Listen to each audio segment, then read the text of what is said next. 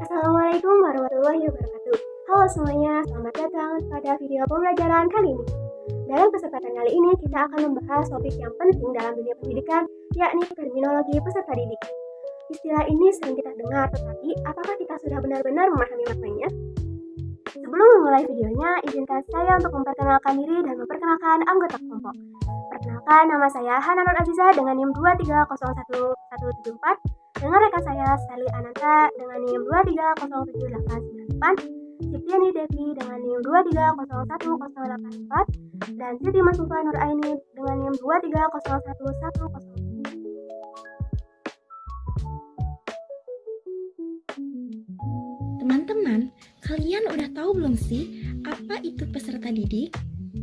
Secara sederhana, peserta didik adalah seorang yang sedang ingin mengetahui sesuatu hal yang baru atau sedang melakukan belajar. Secara etimologi, peserta didik adalah anak didik yang mendapat pengajaran ilmu. Sedangkan secara terminologi, peserta didik adalah anak didik atau individu yang mengalami perubahan perkembangan sehingga masih memerlukan bimbingan dan arahan dalam membentuk kepribadian serta sebagai bagian dari struktural proses pendidikan. Teman-teman, apakah kalian tahu terdapat beberapa pengertian peserta didik menurut beberapa ahli? Berikut saya paparkan pengertian tersebut. Yang pertama, menurut Danim, peserta didik merupakan sumber utama dan terpenting dalam proses pendidikan formal. Peserta didik bisa belajar tanpa guru, sebaliknya guru tidak bisa mengajar tanpa adanya peserta didik. Oleh karena itu, kehadiran peserta didik menjadi keniscayaan dalam proses pendidikan formal atau pendidikan yang dilembagakan dan menuntut interaksi antara pendidik dan peserta didik.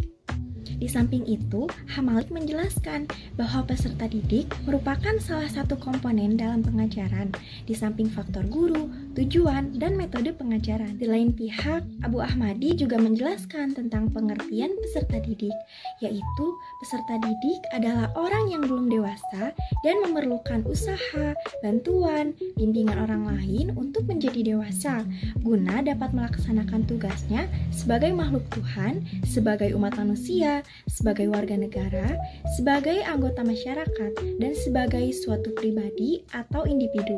Teman-teman, sekarang kalian sudah tahu kan apa itu peserta didik?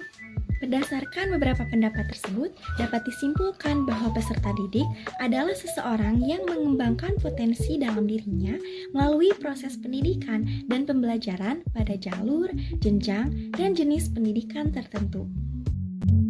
Oke teman-teman, yang selanjutnya adalah beberapa istilah yang sepadan dengan peserta didik. Yang pertama adalah siswa. Siswa adalah individu yang terdaftar di lembaga pendidikan untuk mengikuti pembelajaran dan berupaya meningkatkan diri melalui pendidikan. Yang kedua adalah murid. Murid adalah anak atau individu yang sedang belajar dan menjadi komponen utama dalam pendidikan, dan keberhasilan pendidikan diukur dari pencapaian mereka. Yang ketiga atau yang terakhir adalah pelajar. Pelajar adalah peserta didik. Kenapa disebut pelajar? Karena mereka mengikuti pembelajaran dalam pendidikan formal, yakni pendidikan di sekolah. Yang selanjutnya adalah perbedaan makna antara murid, siswa, pelajar, dan peserta didik. Yang pertama adalah murid. Murid adalah sebutan umum untuk orang yang sedang belajar pada seorang guru. Contohnya, murid yang sedang belajar di sekolah, murid yang sedang belajar ngaji, ataupun murid yang sedang belajar pencak silat. Yang kedua adalah siswa. Siswa lebih ditujukan pada murid pendidikan formal, terutama pada sekolah dasar dan menengah.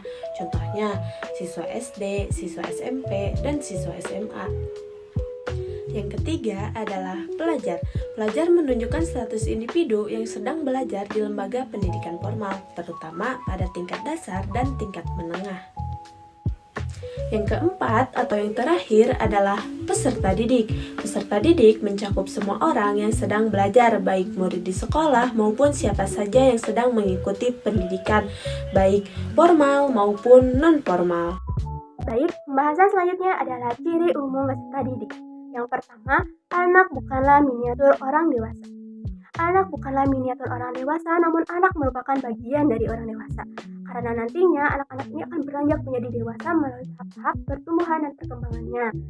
Nah, dikarenakan anak itu bukan miniatur orang dewasa, maka orang tua ataupun guru harus memperlakukan anak selayaknya sebagai seorang anak yang belum dewasa, bukan sebagai orang dewasa. Yang kedua, memiliki fase perkembangan tertentu. Anak memiliki fase perkembangan yang disesuaikan dengan usianya. Semakin bertambahnya usia, maka fasenya akan semakin naik dan kemampuannya juga akan meningkat. Fase perkembangan anak ini menjadi acuan bagi orang tua dan guru untuk bisa memperlakukan anak selayaknya sesuai dengan fase perkembangannya. Fase perkembangan pada anak ini dimulai dari masa bayi, anak-anak awal, anak-anak akhir, remaja awal, dan remaja akhir. Yang ketiga adalah memiliki kebutuhan.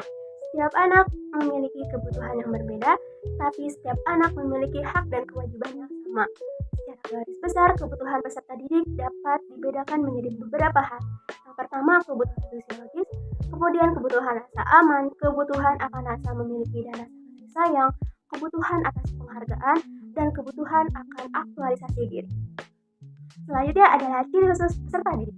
Berikut ini adalah ciri khusus peserta didik menurut Tirta Hayat 1994. Yang pertama, peserta didik merupakan individu yang memiliki potensi fisik dan psikis yang khas sehingga merupakan insan yang unik.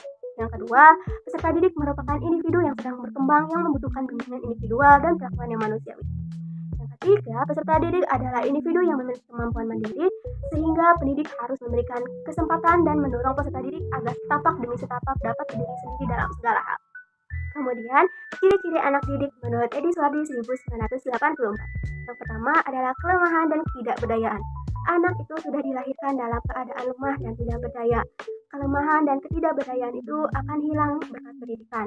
Pendidikan juga akan hilang apabila kelemahan dan ketidakberdayaan itu berubah menjadi kekuatan dan keberdayaan. Yang kedua, anak didik adalah makhluk yang ingin berkembang. Dan yang ketiga adalah anak didik ingin menjadi dirinya sendiri. Seperti yang telah dikemukakan bahwa anak didik itu ingin menjadi dirinya sendiri. Hal tersebut juga penting bagi dirinya karena anak dapat bergaul dalam masyarakat. Nah, selanjutnya adalah karakteristik peserta didik di sekolah dasar. Di sini kami mencantumkan 4 poin karakteristik peserta didik di sekolah dasar. Ada apa saja ya? Yang pertama, senang bermain. Peserta didik terutama di tingkat sekolah dasar memiliki karakteristik yang unik dan berbeda dengan kelompok usia lainnya. Salah satunya, karakteristik yang menonjol adalah senang bermain. Nah, bermain menurut mereka bukan hanya sekedar kegiatan hiburan, melainkan sebuah cara belajar mereka dan juga cara mengembangkan potensi diri mereka. Yang kedua adalah senang bergerak. Nah, karakteristik peserta didik yang senang bergerak adalah hal yang umum dijumpai pada siswa sekolah dasar. Anak-anak usia sekolah dasar umumnya antara 7 sampai 12 tahun memiliki energi yang tinggi dan kemampuan fisik yang sedang berkembang sehingga mereka cenderung sulit untuk diam dan lebih nyaman untuk bergerak bebas. Nah, anak SD umumnya hanya bisa duduk tenang selama sekitar maksimal 30 sampai 40 menit. Lalu yang ketiga adalah senang bekerja dalam kelompok. Anak-anak, terutama di tingkat sekolah dasar, sering menunjukkan karakteristik yang kuat dalam preferensi mereka untuk bekerja dalam kelompok. Kecenderungan ini bukan sekadar keinginan untuk bersosialisasi, tetapi juga mencerminkan tahap perkembangan kognitif, sosial, dan juga emosional mereka. Dan yang terakhir adalah senang merasakan atau melakukan sesuatu secara langsung atau yang dikenal sebagai kinestetik. Nah, karakteristik ini merupakan salah satu gaya belajar yang umum ditemukan pada anak-anak, terutama di tingkat sekolah dasar. Anak-anak dengan gaya belajar ini memiliki preferensi yang kuat untuk belajar melalui pengalaman langsung dan juga praktik. Nah, biasanya anak lebih mudah memahami konsep baru jika dihubungkan dengan pengalaman